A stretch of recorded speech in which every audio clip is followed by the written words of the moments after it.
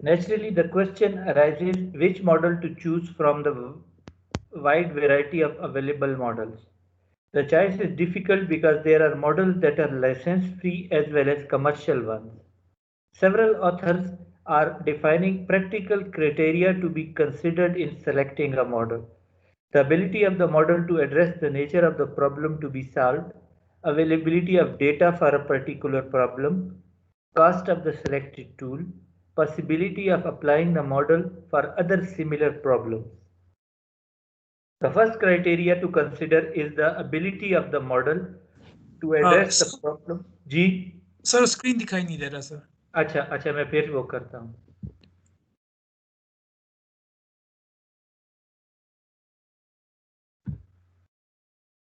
अभी नजर आई? Yes sir, बिल्कुल आ गया sir.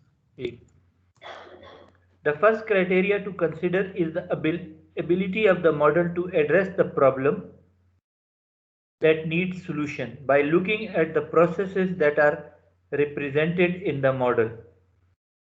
What are the equations representing these and what are the assumptions and limitations of the mathematical model? ठीक है, mathematical model कोई उसकी हूबहू तस्वीर नहीं होता, क्योंकि लेकिन उसमें इतनी मॉडल की इतनी खराब तस्वीर भी नहीं होती कि मॉडल की जो एसेंशियल कैरेक्टरिस्टिक्स हैं वो उसमें जरूर होते हैं. ठीक है ना, इसी वजह से लिमिटेशंस का लफ्ज भी मॉडल में होता है, क्योंकि जो रियल लाइफ है वो बहुत कम्प्लेक्स है, तो मॉडल उसकी एक सिंप्लीफाइड ही होगा, लेकिन इतनी सिंप्लीफिकेशन भी ना हो जाए कि वो उसका मॉडल का और प्रोटोटाइप का कोई रब्त ही ना हो. ठीक है ना, उसको फिर अगर उसकी प्रिडिक्शन के लिए यूज करना है तो वो उसके लिए सही प्रिडिक्शंस तो दे किसी हद तक. तो इस लिहाज से पहला क्राइटेरिया जो है वो आप ये करते हैं कि क्या मॉडल उस प्रॉब्लम को सॉल्व भी कर सकता है जो आपका मकसद है. दूसरा ये कि चलो अपना मॉडल तो आपने बहुत हाई फाई चुन उठा लिया, कोई सिलेक्ट कर लिया, लेकिन जो उसके लिए डेटा रिक्वायरमेंट है वो आप पूरा कर सकते हैं. The availability of data is very important issue because even if the model is capable of to describe processes that would be interesting for the modeler, if there is no data available to instantiate the model, then a simpler model has to be considered. ठीक है, इतने महंगे और इतने complex model की जरूरत नहीं है कि जिसका डेटा ही जो है ना वो अवेलेबल ना हो. Model range from very simple formula to complex ones that require implementation on a computer. There are advantages and disadvantages in using a complex or a simple model, but the most important is the objective for which the model is built. ठीक है, असल चीज ये है कि आसान है या मुश्किल है, क्या आपके जो ऑब्जेक्टिव्स हैं एक सिमुलेशन की एक्सरसाइज के, उसको वो पूरा करता है कि नहीं करता. The choice to choose a complex model is an important decision in the modeling process in the light of data requirements, model applicability and computer power. ठीक है ना, यानी अगर एक मुश्किल मॉडल आपने कम्प्लेक्स चुना है, चलो कोई मॉडल भी चुना है, तो ये भी देखें कि उसकी सिमुलेशन कितने देर में हो जाएंगी, क्या वो महीनों तक चलती रहेंगी. तो अगर आपका टाइम फ्रेम भी देखना होता है कि क्या ये पर वक्त हो भी जाएगा. एक ऐसा मॉडल अगर हो कि आपके 6 महीने की रिसर्च है और उसकी सिमुलेशंस जो हैं वो बहुत लंबी हैं, तो फिर तो नहीं हो सकेगा. फिर आपको टाइम को भी देखना पड़ता है. Complex models should be used for complex simulation such as water quantity and quality for an entire catchment. However, they should be used with care because they require a lot of input and there is a danger to introduce errors. ठीक है ना, बहुत ज़्यादा data अगर आपको requirement हो तो उससे उसकी कॉस्ट भी बढ़ जाती है, टाइम भी बढ़ जाता है. और अगर उस तरह का डेटा, उस क्वालिटी का डेटा फराहम नहीं कर सकते, तो फिर क्या ज़रूरत है कि इतना कम्प्लेक्स मॉडल यूज करें. Complex model need long computational time and a thorough understanding of the model. ठीक है, आपको ऐसा मॉडल यूज करना चाहिए जिसको आप अच्छी तरह समझते हों, ताकि उसकी रिजल्ट्स को इंटरप्रेट कर सकें.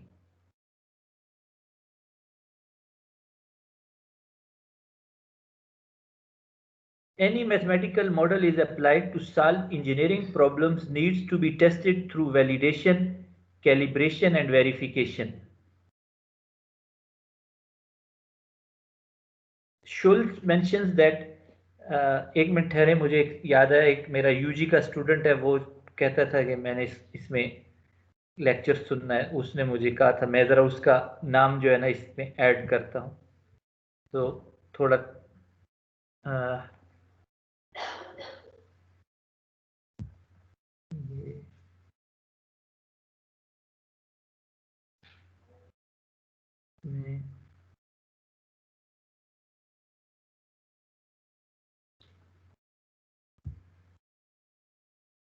मेरे ख्याल में हमजा साहब ने शायद उसका नाम नहीं उसमें, चलो इसमें मैं ऐड कर देता हूँ, ऐड मेंबर।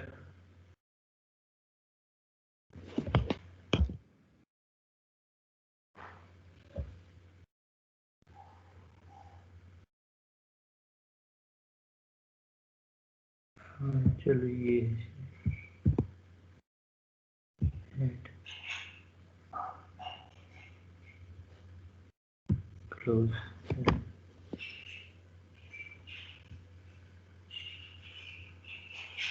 ठीक है। अच्छा, अब टेस्टिंग का मॉडल देखो, मॉडल तो बन गया, लेकिन जब तक आप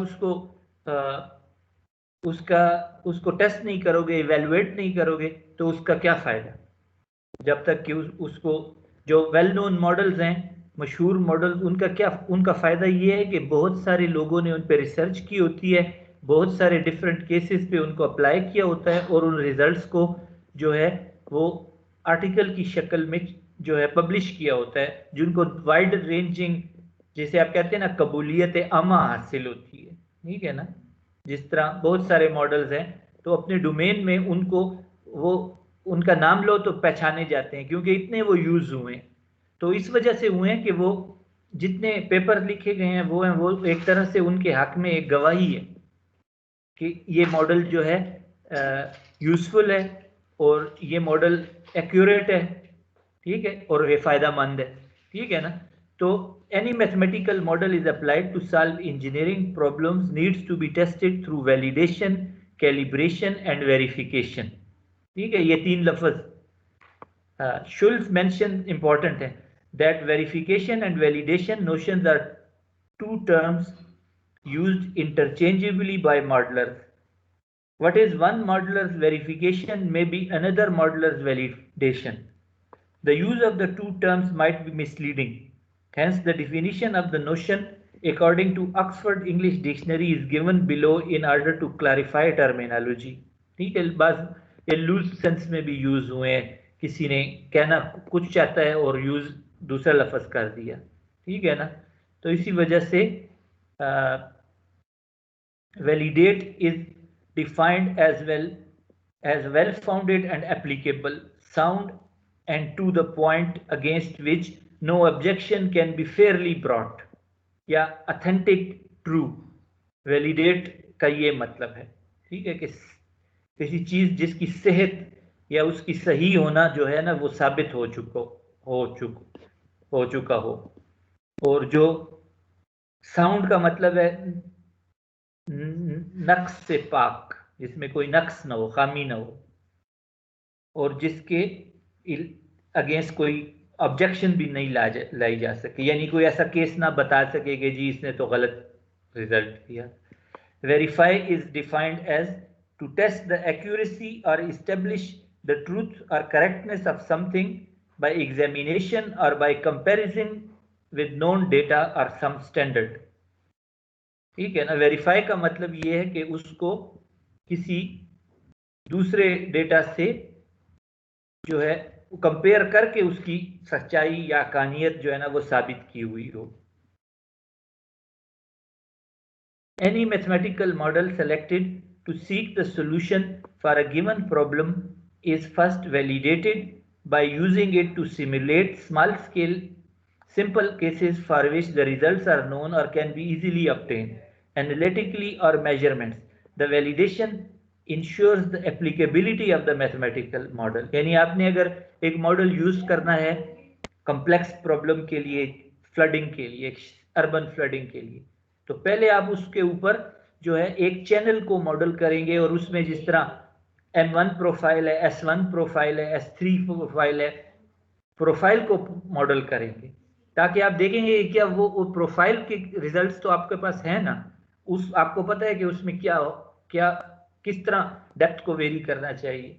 तो आप पहले देखेंगे क्या मॉडल इन केसेस को रिप्रोड्यूस कर सकता है।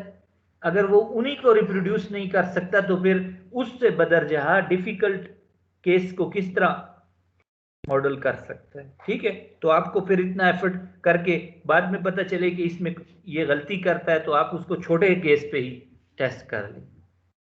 After selection of the model, the particular problem case is modeled by instantiating the model with data. The evaluation of the performance of it will take place in two steps: calibration and verification. During the calibration step, all model parameters are estimated based on comparison of the simulation results with observed data.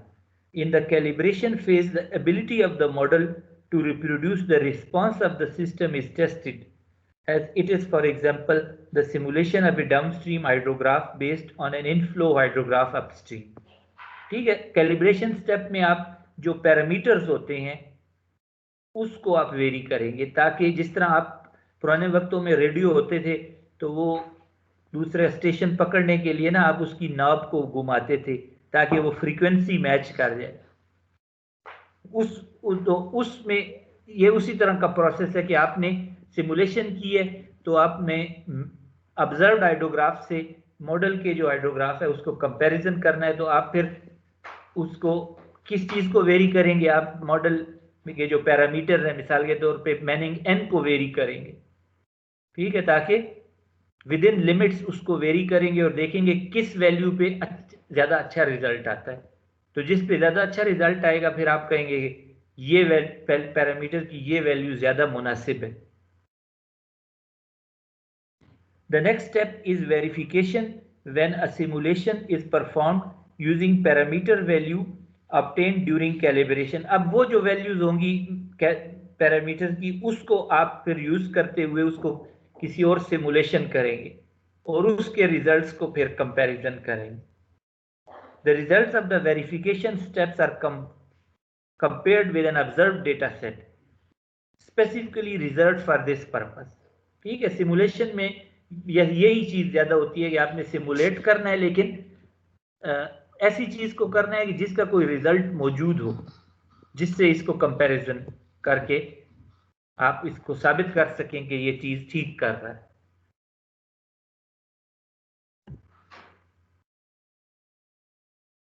ठीक है, steps in model calibration और फिर हाँ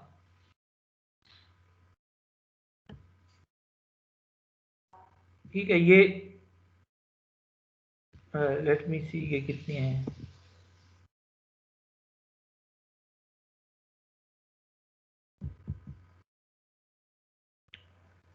In case of hydraulic and hydrological models where time is involved, model calibration is usually done in 3 steps. ठीक है, hydraulic models में जहां time involve होना फिर आप 3 स्टेप्स में इसको सिमुलेट करते हैं। Selection of A simulation time period from the available observation data set. Normally the available data set is split into one set for calibration and one for verification. Selection of the time length for calibration depends on the problem that needs to be addressed by the model. For example, if flood is of interest, the observed period should contain a flood event. Preliminary calibration, when based on the experience of the modeler, a set of parameters are chosen and changed in such a way that the simulation results are as close as possible to the observed data. Refined calibration, when a thorough analysis of the output results is done and refinement of parameter values is carried out. ठीक है, पहले आप उसको preliminary अपने experience से parameter को values देते हैं और फिर जब उससे मॉडल को रन करते हैं, फिर जब कंपैरिजन करते हैं तो उसके बाद फिर आप मजीद उनको चेंज करते हैं। ठीक है, ताकि वो पैरामीटर कैलिब्रेट हो जाए। फिर ये है कि आपने मॉडल के रिजल्ट्स को सिमुलेटेड और ऑब्जर्व डेटा को कंपैरिजन करना है किसी क्राइटेरिया की बुनियाद। In order to determine the quality of the calibration, a set of criteria are chosen based on which the fit between simulated and observed data is evaluated.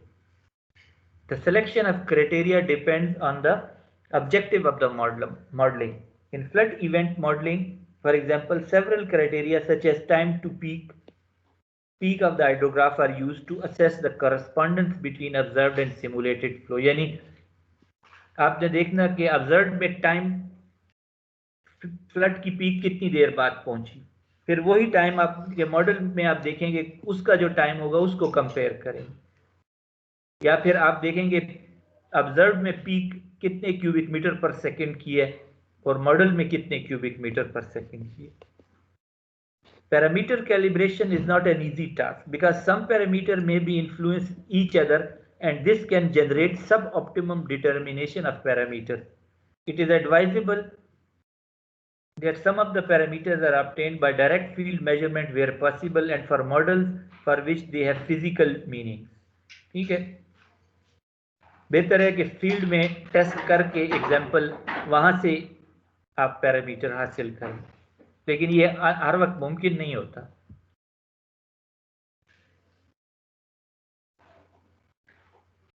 ये बाकी थोड़ी सी हैं मेरे ख्याल में, हैं 19, 20, 21, 22।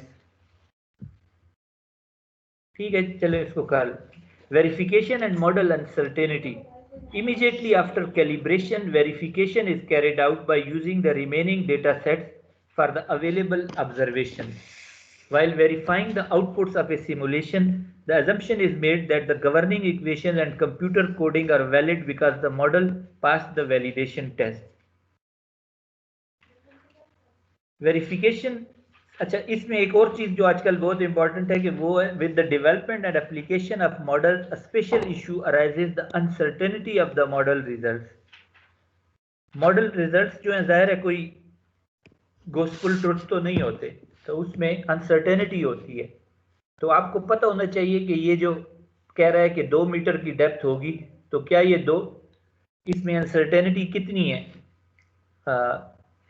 तो 2 से 3 मीटर भी हो सकती है या 1 मीटर भी हो सकती है, या कि 2 से 2.1 मिलीमीटर होगी।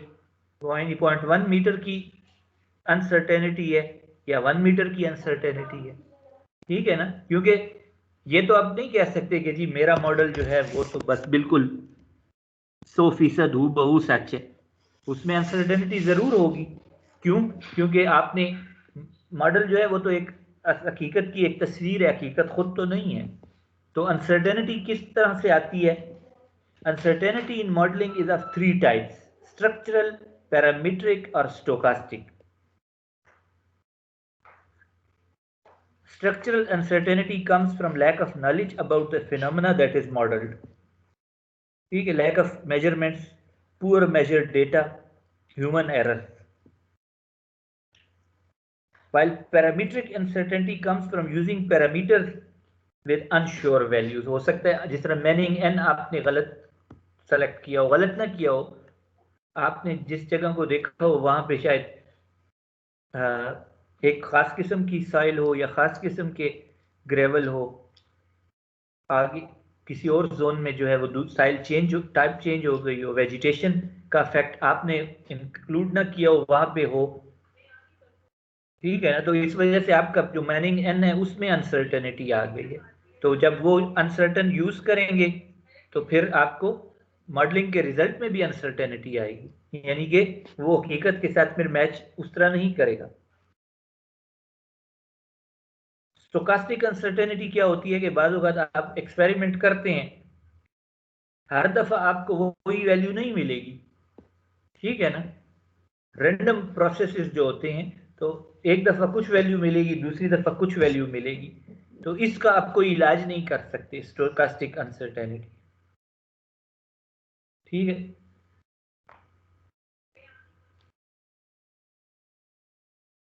एक स्ट्रक्चरल इंसर्टेनिटीज ने कहा है, फिर पैरामेट्रिक और स्टोकेस्टिक। तो इन वजूहात से जो है ना वो आपके मॉडल के रिजल्ट्स और ऑब्जर्व डेटा के रिजल्ट्स नहीं मिलते। मॉडल इंसर्टेनिटी, ठीक है। फिर ये उसके मॉडल को डेवलप करने में स्टेप्स हैं: problem definition, model objectives, mathematical formulation of the problem, numerical solution, coding, ठीक है। फिर उसके बाद वैलिडेशन, फिर sensitivity analysis, testing, evaluation, calibration, verification, फिर एप्लीकेशन, फिर पोस्ट प्रोसेसिंग।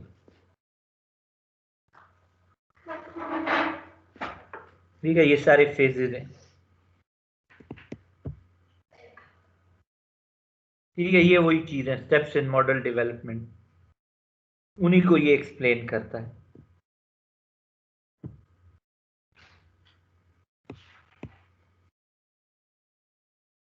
ठीक है, ये सारी आज के लिए काफी है। आप इस पे गौर करें और पढ़ें। ये मैं फिर अपलोड कर देता हूं, ठीक है ना, इधर ही।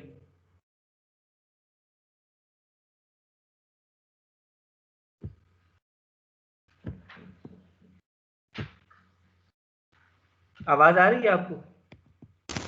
Yes sir. जी सर, आ रही है सर। ठीक है, तो इसमें हाजिरी का अब उधर तो अभी तक नहीं आई, तो आप चलो इधर से जो अवेलेबल होगी वो मैं हाजिरी लगा लूंगा। सारे उस पे लिख दें, जो कन्वर्सेशन है ना उसमें अपना वो प्रेजेंट लिख दें अपना नाम से ना, मैं उधर से देख के हाजिरी लगा लूंगा।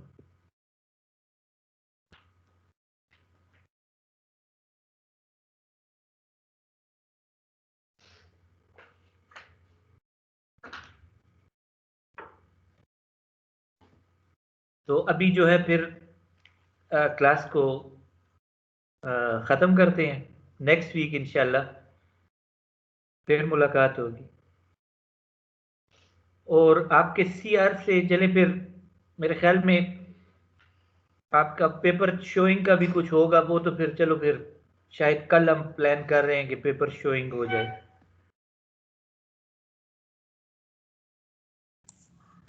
सर कल एक शायद मसला ही हो सर।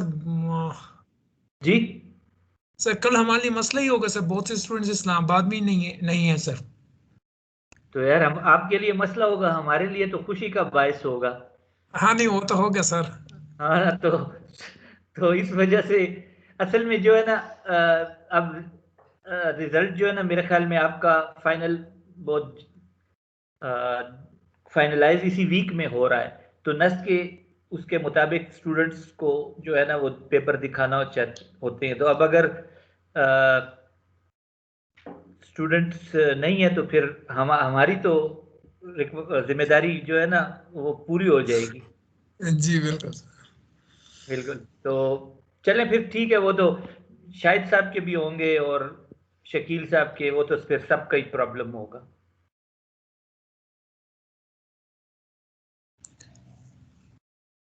सर एक आपसे सवाल था सर। जी, सर हमजा मसरूफ हैं, तो सर आपको कोई तरीका मालूम है कि सर जो हमें कल सेलेक्टिव कोर्सेज है वो हम कैसे सेलेक्ट करेंगे सर? कि MS टीम्स पे हमें कोड कुछ भी नहीं मिला कि सर हम लोग ज्वाइन कर सके, और दोनों सर एक ही वक्त पे कल शुरू होने वाले हैं सर। उसमें देखो वो एक वक्त में जो शुरू हो रहे हैं उनका मकसद यही है कि स्टूडेंट दोनों में से एक सेलेक्ट करें।